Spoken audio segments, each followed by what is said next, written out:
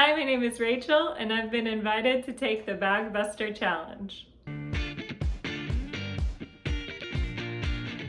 I have a trash bag, and I'm putting my timer on 20 seconds. I'm going to fill it with personal items and see what I end up with.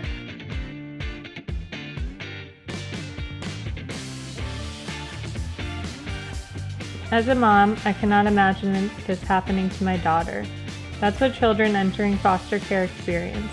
They have to quickly put their items into a trash bag, which later becomes their luggage. What does that say about their self-worth? I say no more trash bags.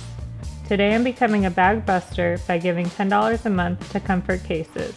This will ensure that these children get a Comfort Case instead. I invite Pablo, Heidi, Carly, Chad, and Alicia to join me. Grab your trash bags and learn what it feels like to enter the foster care system. Become a bag buster.